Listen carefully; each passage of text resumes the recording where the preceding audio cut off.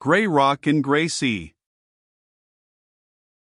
The three men stood for a while silently looking at each other.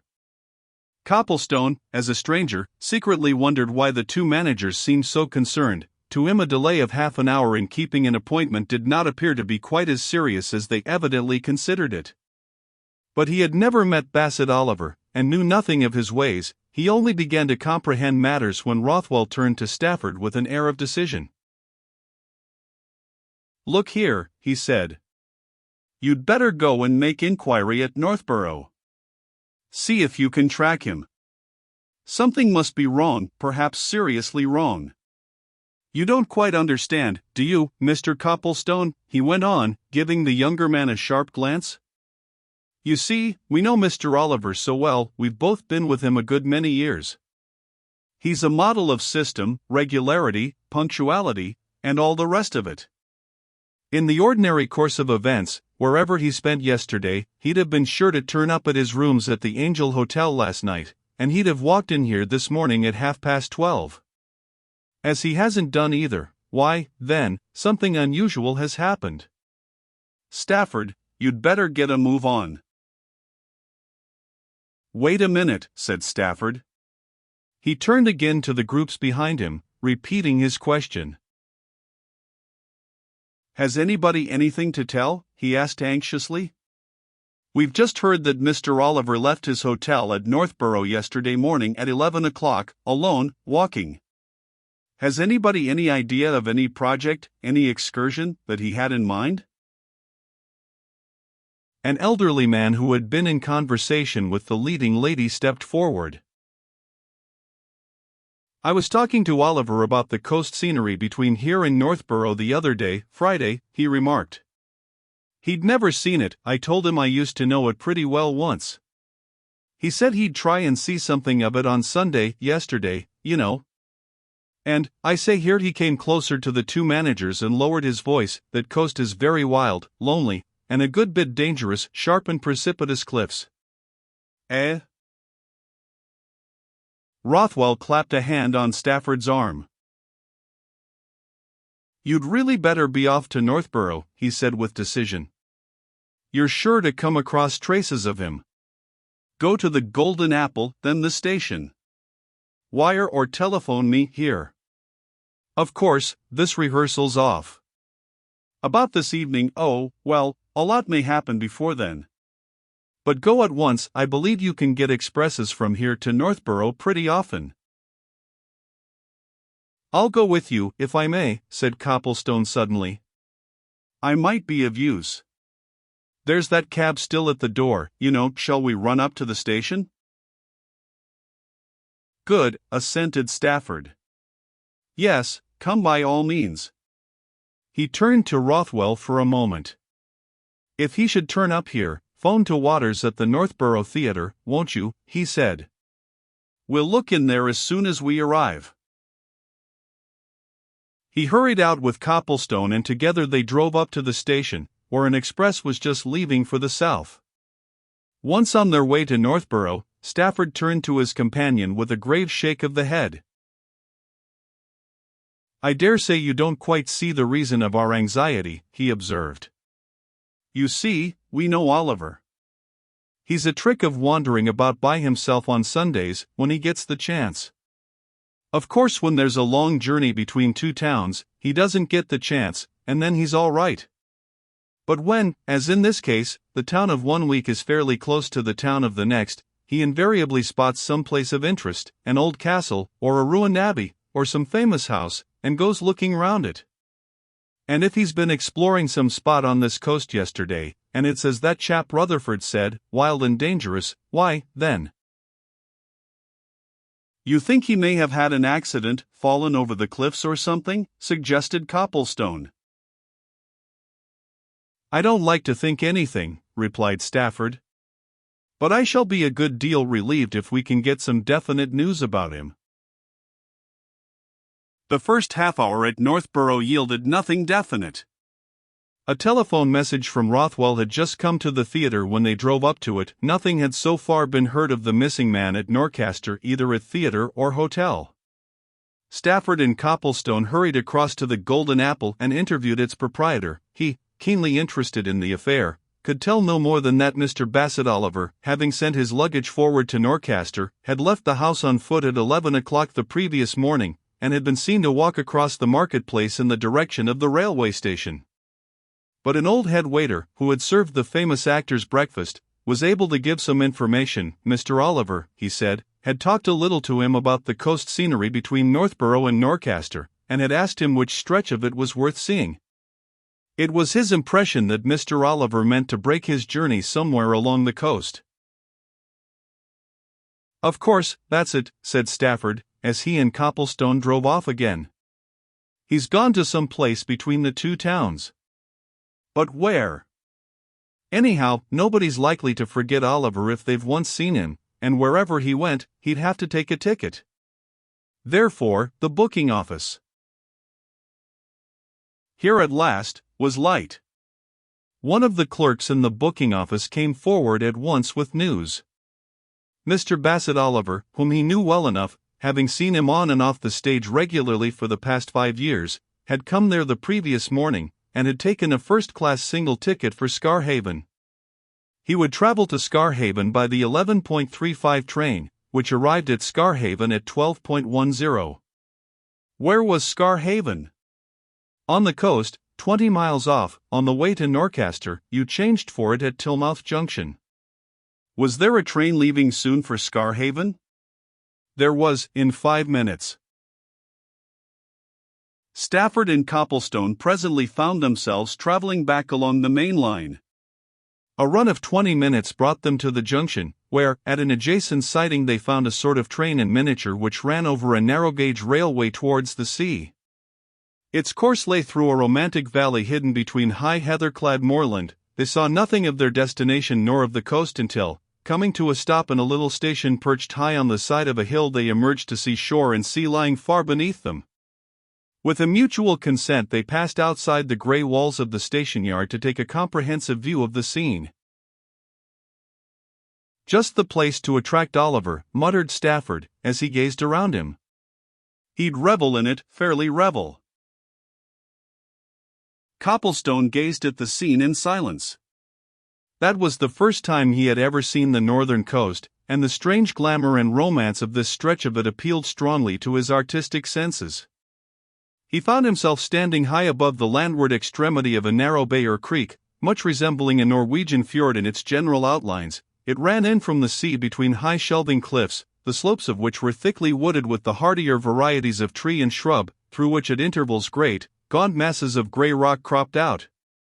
On the edge of the water at either side of the bay were lines of ancient houses and cottages of grey walls and red roofs, built and grouped with the irregularity of individual liking. On the north side rose the square tower and low nave of a venerable church. Amidst a mass of wood on the opposite side stood a great Norman keep, half ruinous, which looked down on a picturesque house at its foot. Quays, primitive and quaint, ran along between the old cottages and the water's edge. In the bay itself, or nestling against the worn timbers of the quays, were small craft whose red sails hung idly against their tall masts and spars. And at the end of the quays and the wooded promontories which terminated the land view, lay the North Sea, cold, grey, and mysterious in the waning October light, and out of its bosom rose, close to the shore, great masses of high grey rocks, strong and fantastic of shape, and further away, almost indistinct in the distance, an island, on the highest point of which the ruins of some old religious house were silhouetted against the horizon. "Just the place," repeated Stafford. He'd have cheerfully traveled 1,000 miles to see this. "And now, we know he came here, what we next want to know is, what he did when he got here." Copplestone, who had been taking in every detail of the scene before him, pointed to a house of many gables and queer chimneys which stood a little way beneath them at the point where the waters of a narrow stream ran into the bay. "That looks like an inn," he said. "I think I can make out a sign on the gable end. Let's go down there and inquire." He would get here just about time for lunch, wouldn't he, and he'd probably turn in there. Also, they may have a telephone there, and you can call up the theater at Norcaster and find out if anything's been heard yet. Stafford smiled approvingly and started out in the direction of the buildings towards which Copplestone had pointed. "Excellent notion," he said. "You're quite a businessman, an unusual thing in authors, isn't it? Come on, then, and that is an inn, too. I can make out the sign now, that Admiral's Arms, Mary Wooler. Let's hope Mary Wooler, who's presumably the landlady, can give us some useful news." The Admiral's Arms proved to be an old-fashioned, capacious hostelry, eminently promising and comfortable in appearance, which stood on the edge of a broad shelf of headland, and commanded a fine view of the little village and the bay. Stafford and Copplestone, turning in at the front door, found themselves in a deep, stone-paved hall, on one side of which, behind a bar window, a pleasant-faced, buxom woman, silk-aproned and smartly capped, was busily engaged in adding up columns of figures in a big account book. At sight of strangers she threw open a door and smilingly invited them to walk into a snugly furnished bar parlor where a bright fire burned in an open hearth. Stafford gave his companion a look. This again was just the sort of old-world place which would appeal to Bassett Oliver, supposing he had come across it. "I wonder if you can give me some information," he asked presently, when the good-looking landlady had attended to their requests for refreshment. "I suppose you are the landlady, Mrs. Wooler? Well, now, Mrs. Wooler, did you have a tall, handsome, slightly gray-haired gentleman in here to lunch yesterday, say about 1 o'clock? The landlady turned on her questioner with an intelligent smile. "You mean Mr. Oliver, the actor," she said. "Good," exclaimed Stafford, with a hearty sigh of relief. "I do. You know him, then?"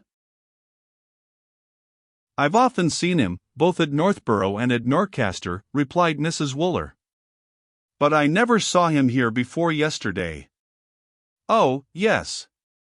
Of course I knew him as soon as he walked in, and I had a bit of chat with him before he went out, and he remarked that though he'd been coming into these parts for some years, he'd never been to Scarhaven before. Usually, he said, he'd gone inland of a Sunday, amongst the hills." "Oh, yes, he was here, he had lunch here." "We're seeking him," said Stafford, going directly to the question. "He ought to have turned up at the Angel Hotel at Norcaster last night, and at the theatre today at noon. He did neither. I'm his business manager, Mrs. Wooler." "Now can you tell us anything more than you've already told, I mean?" The landlady, whose face expressed more and more concern as Stafford spoke, shook her head. "I can't," she answered. "I don't know any more. He was here perhaps an hour or so. Then he went away, saying he was going to have a look round the place. I expected he'd come in again on his way to the station, but he never did. Dear, dear. I hope nothing's happened to him, such a fine, pleasant man." "Ah." "And what?" asked Stafford. "These cliffs and rocks are so dangerous," murmured Mrs. Wooler. "I often say that no stranger ought to go alone here. They aren't safe, these cliffs." Stafford set down his glass and rose. "I think you've got a telephone in your hall," he said. "I'll just call up Norcaster and find out if they've heard anything. If they haven't." He shook his head and went out, and Copplestone glanced at the landlady. "You say the cliffs are dangerous," he said. "Are they particularly so?" "To people who don't know them, yes," she replied. "They ought to be protected, but then, of course, we don't get many tourists here, and the Scarhaven people know the danger spots well enough. Then again, at the end of the south promontory there, beyond the keep." "Is the keep that high square tower amongst the woods?" asked Copplestone. "That's it, it's all that's left of the old castle," answered Mrs. Wooler. "Well, off the point beneath that, there's a group of rocks. You'd perhaps notice them as you came down from the station? They've various names. There's the King, the Queen, the Sugarloaf, and so on. At low tide you can walk across to them. And of course, some people like to climb them. Now, they're particularly dangerous. On the Queen Rock there's a great hole called the Devil's Spout, up which the sea rushes. Everybody wants to look over it, you know, and if a man was there alone, and his foot slipped, and he fell, why? Stafford came back, looking more cast down than ever. "They've heard nothing there," he announced. "Come on, we'll go down and see if we can hear anything from any of the people. We'll call in and see you later, Mrs. Wooler, and if you can make any inquiries in the meantime, do. Look here," he went on, when he and Copplestone had got outside, "you take this south side of the bay, and I'll take the north. Ask anybody you see, any likely person, fisherman and so on. Then come back here. And if we've heard nothing." He shook his head significantly as he turned away, and Copplestone, taking the other direction, felt that the manager's despondency was influencing himself. A sudden disappearance of this sort was surely not to be explained easily. Nothing but exceptional happenings could have kept Bassett Oliver from the scene of his week's labors. There must have been an accident. It needed little imagination to conjure up its easy occurrence. A too careless step, a too near approach, a loose stone, a sudden giving way of crumbling soil, the shifting of an already detached rock, any of these things might happen, and then, but the thought of what might follow cast a grayer tint over the already cold and grey sea. He went on amongst the old cottages and fishing huts which lay at the foot of the wooded heights on the tops of whose pines and firs the gaunt ruins of the old keep seemed to stand sentinel. He made inquiry at open doors and of little groups of men gathered on the quay and by the drawn-up boats. Nobody knew anything.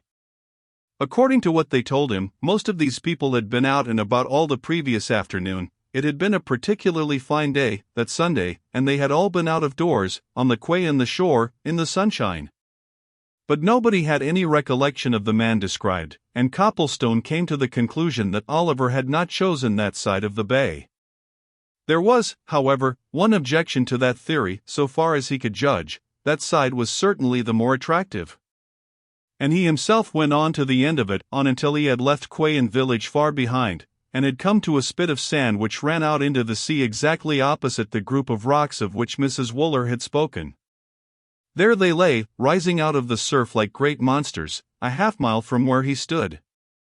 The tide was out at that time, and between him and them stretched a shining expanse of glittering wet sand. And, coming straight towards him across it, Copplestone saw the slim and graceful figure of a girl,